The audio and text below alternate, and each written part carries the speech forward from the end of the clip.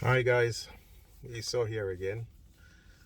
So yeah, I've been back from Nigeria a few days now, and yeah, I was gonna settle down at some point to do a video just reflecting on my experience and what's going on with the purported elections in Nigeria. Um, yeah, I decided to settle down, and today is the day. So just to recap, so I left London on um, last Thursday, the 23rd of February. Boarded a flight that night. It was a very last minute thing. So I had actually sent out a video saying that I wasn't going to be able to to travel to vote, even though I had a PVC, and I had sent that out a couple of days before the 23rd of February. But circumstances changed, and there was a window of opportunity. So I actually bought my ticket on the 23rd, and then caught the Virgin Atlantic flight out to Lagos. I arrived Lagos on the 24th, the morning of the 24th of February, and then I caught an afternoon flight to Calabar that same day. So I was in Calabar by Friday late afternoon, and the elections, as you know, took place on the 25th, which was Saturday. Yeah, so I went out. My polling unit was peaceful. It was rowdy. It wasn't well organized at all. So I got there at about, I think it was 9:40 a.m. So I mean, I wasn't going to go there at 8:30 because I didn't want to go there and wait for them to organize themselves because I expected that they would come late. But I thought that by 9:40 the INEC officials would already be there and voting would be on the way. But that wasn't the case. So there were a lot of people waiting. By the way, my polling unit was a Presbyterian Church of Nigeria Primary School, Bikwa Town, Calabar. So they arrived at about 10:15, if I remember correctly, and voting didn't start until 11. So it actually started at 11. And yeah, when it started, it was quite rowdy. It wasn't very well organized, but I'll say, but it was peaceful. It was definitely peaceful. Um, I wasn't surprised. At the end of the evening, when the results were collated, I mean, Peter Obi won my polling unit by an absolute landslide. So I think there were something like 186 votes for him versus maybe 20 votes for APC and 24 votes for the PDP, or the other way around. But Peter Obi had 186 um, 86 votes for my polling unit. Yeah, so obviously we're all very excited, all very eager to get the results. But of course, as the results began to trickle in, there were a few things that caught my attention, and I think for me the first one was that it was as if the results were deliberately released in a way that would prepare Nigerians for what was going to happen. So the focus was on results coming in from the west, and they began coming in. And results from other regions were just not coming in. So those came in, and it naturally put Bola Ahmed Tinubu in the lead. And I think that was deliberate to kind of reinforce um, in our minds that, and to condition people to accept the fact that they were going to select him as the winner of the election. Yeah, so the results continued coming in, and on Wednesday, yes, on Wednesday morning, early hours of the morning, because that was when I caught my flight back. So okay, just to go over, so the elections took place on Saturday. I left Calabar on Monday, got into Lagos on Monday night, spent Tuesday in Lagos, and then caught my flight back to London first thing on Wednesday morning. So I woke up on Wednesday morning to the announcement that Bola Tinubu had been declared the president-elect. Naturally quite disappointed. I mean, not disappointed. Of course, I would have wanted Peter Obi to win, and I believe that Peter Obi did win. but disappointed in the fact that,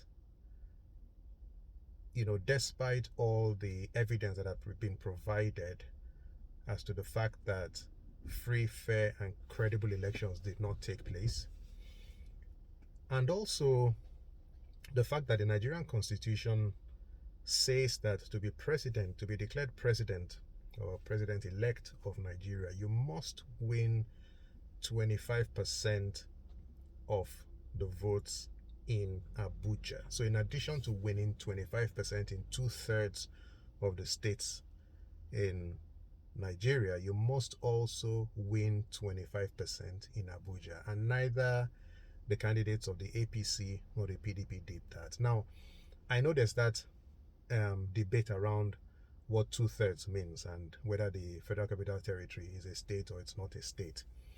I don't think that matters, because whether you say 2/3 of how do you call it, of 37 states or 2/3 of 36 states, it doesn't matter.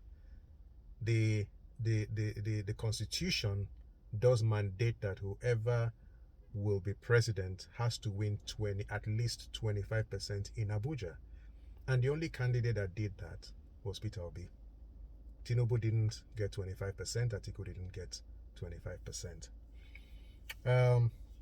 So yeah, and then the irregularities. First of all, INEC had promised Nigerians, their guidelines stipulated that results will be transmitted from the polling unit electronically and that they would be available in real time on the iRev portal.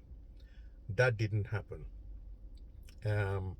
For me, I kept monitoring my polling unit because I wanted to see what was uploaded. And the election was Saturday. Sunday, Saturday, nothing was displayed on the iRev portal for my polling unit. Sunday, nothing was on the iRev portal for my polling unit. Monday, I think it was Tuesday evening that I finally saw the result sheet for my polling unit. And I must stress that it coincided with what I had. It coincided with what I had, but it wasn't until Tuesday evening that it was available. Now I think that that's a breach of the guidelines. It's a breach. So the elections, let's get it right. The elections were neither free, fair, nor transparent, nor credible. They were not free, fair, transparent, or credible. That's a fact. We know about incidents that happen in Lagos. We know about intimidation of voters in Lagos, in Rivers State, in Imo State, and across several other places in the country. And what I think that the bad actors didn't take into consideration is the fact that everyone has a smartphone, and can capture evidence. So there's going to be a lot of evidence to back up what I'm saying, and the case that Peter Obi is going to be taken to the courts. I feel particularly sad, and my sadness is not about the fact that Peter Obi was not declared the winner. That's on one level, but even more profound is my sadness about the fact that the Nigerian state, there are people who have captured the Nigerian state, and we have sold ourselves the idea that the way in which we can capture state back from these actors is through the polls. So we know almost 3 years ago, the youth went out on the streets and were gunned down, and people were told elections are coming and this is going to be an opportunity to take back your country. And the presidential elections have come and gone, and we've seen that there are actors who are hell-bent on, they've captured the state and are hell-bent on holding it at all costs. And I think what that does is that it makes every Nigerian a hostage in their own country. We're hostages. We're not citizens. We're hostages because there's nothing you can do. So constitutionally, the way in which we can take our country back is by going to the polls and voting for a new Nigeria. But even when we do that and do it overwhelmingly, those actors who are still hell bent on state capture will ensure that even that means, that last resort that Nigerians have. And by the way, I mean, the Supreme Court, I don't have confidence in the Supreme Court as the last, how do they say, bastion of hope or whatever for the common man. So where people, millions of people come out and vote en masse, and those who have captured the state, the Nigerian state, look for means through which they would subvert the will of the people. I think that's very, very sad. But I don't think that it's entirely hopeless. So Peter Obi is certainly going to court, and he can be assured that he has the backing of millions of angry young Nigerians, and many of us also who are a little bit older. He's got a full backing, would support him. And I believe that with the evidence available, with the evidence of clear manipulation of those results, I think that he would get victory if the Supreme Court judges do not present themselves to the highest bidder, because of course he would not even bid. So we would expect that the Supreme Court judges will do the decent thing, do the honorable thing for the sake of their children and for the sake of the future of this country. Listen to the evidence, consider things, and make the right decision. My view is that the election should be cancelled and run again. Now, will those actors attempt to do the same thing? Most likely. I think that in Nigeria, what we are suffering from is the fact that we've destroyed our institutions, we've destroyed our police force, we've destroyed our courts, corruption has crept down to every fabric of our society. And to think that we can then conduct something like an election that where one person's not doing everything. You have to decentralize. You've got to have people across 180,000 polling units. To expect that people who are corrupt will do the right thing, I think is a bit foolhardy. But I think that we can send a clear signal to people who are found culpable in as far as what went on last Saturday is concerned. So we know that the governor of Rivers State clearly intimidated people. By the way, I looked at polling units in Rivers State. How the APC won Rivers State, I can't understand it. It's won in quotes. How the Rivers State was declared for the APC, it baffles me, because I looked at about 6 or 7 local governments in Rivers State, just at random, picked out, went into some wards, just at random, opened up the results of some polling units, and almost every single, I must have looked at maybe about 40 results of 40 polling units. Out of the 40, I can tell you that in at least 35 of those polling units, Labour won by a landslide. So we're talking about maybe 200 votes to Labour, maybe 3 or 4 to the APC and the PDP. In some cases, the PDP and the APC seem to have done a little better. And I particularly looked at, because I know a little bit about the politics in Rivers State, I looked at the governor's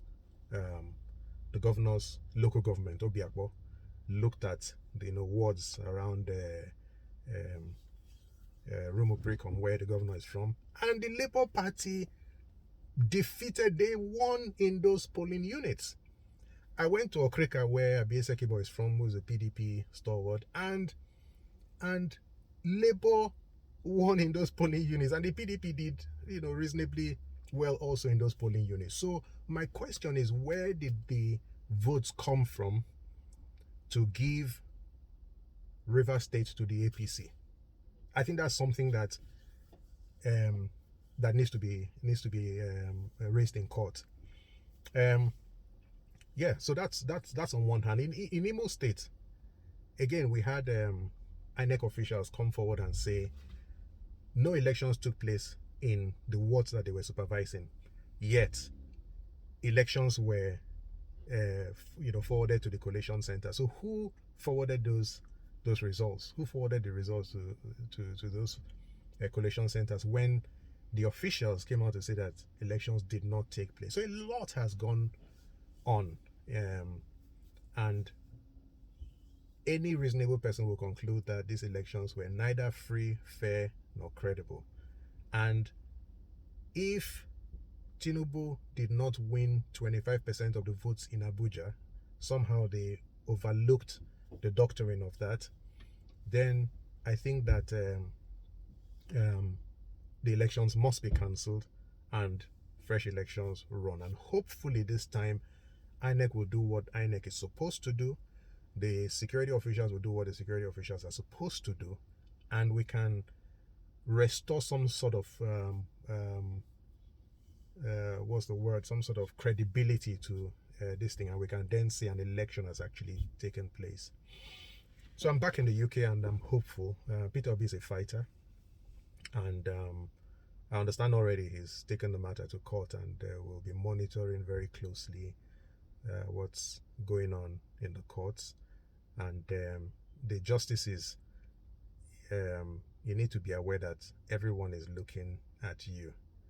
The whole world is looking at you.